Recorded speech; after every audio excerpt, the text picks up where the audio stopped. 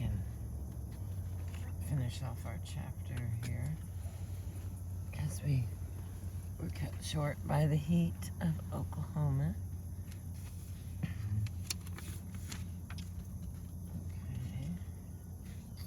Page 152 of chapter 16. And there's like a half a page here, so then we'll continue on. Second. Okay, we'll go back one more. Here is what actually happened, and it is decidedly not red dirt and Texas became the same thing. First, Ragweed and Reckless Kelly mutually rose in esteem at the same time, and they both openly pushed and rooted for the other, with Reckless making Ragweed look cool in far-flung Texas bars, and Ragweed making Stillwater treat Reckless like family when they'd play the wormy dog. Second, Ragweed moved to Texas at the first height of their appeal, in the wake of the Purple album, and fresh off their Universal South record deal. There was rarely a venue large enough to hold them, and those that could often ran out of beer, parking, spaces, or both. See Billy Bob's and Lone Star Park in Grand Prairie. They were too big to shun, and they were mentors to a substantial generation of artists, only a year or two behind them. From both states, Bolin, LaRue, Bowen, and Rogers for a few name drops. Along with that, Ragweed and Reckless cornered the market on cool. Other bands could match or even exceed their popularity, but the coolest cats in the Lone Star State for the first decade of the 2000s were transplants from Idaho and Oklahoma. Being cool meant they called their own shots, and the shot they called most often became Red Dirt, Texas, Americana. We're just gonna call it music now, and y'all are gonna be okay with it. Third, both bands brought a ton of like-minded, compassionate people in tow.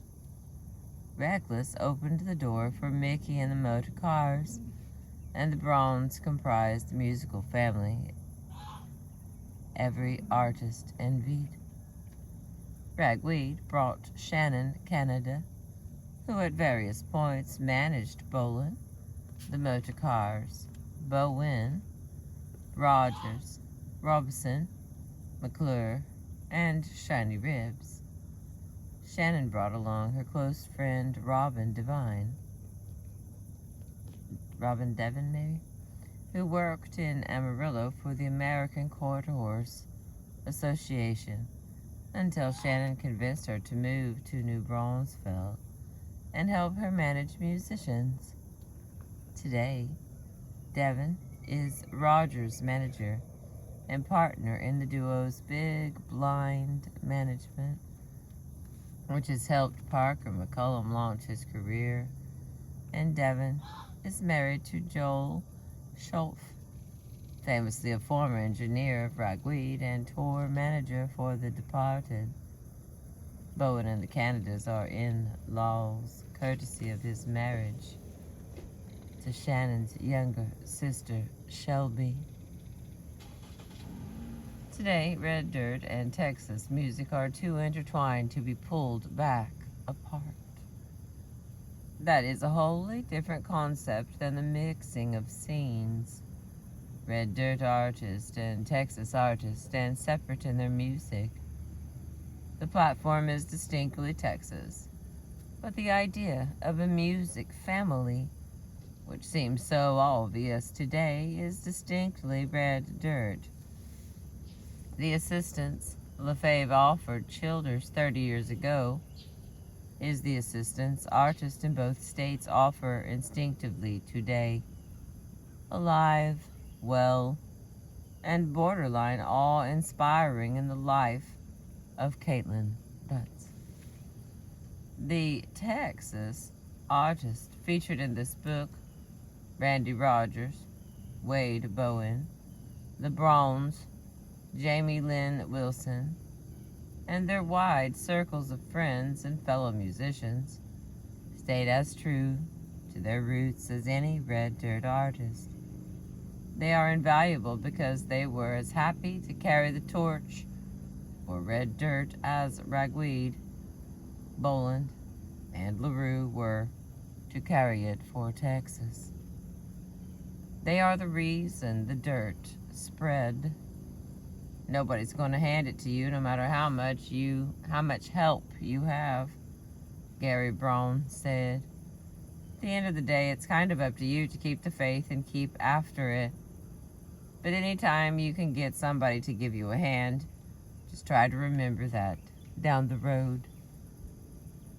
That is why two separate scenes are viewed as one now.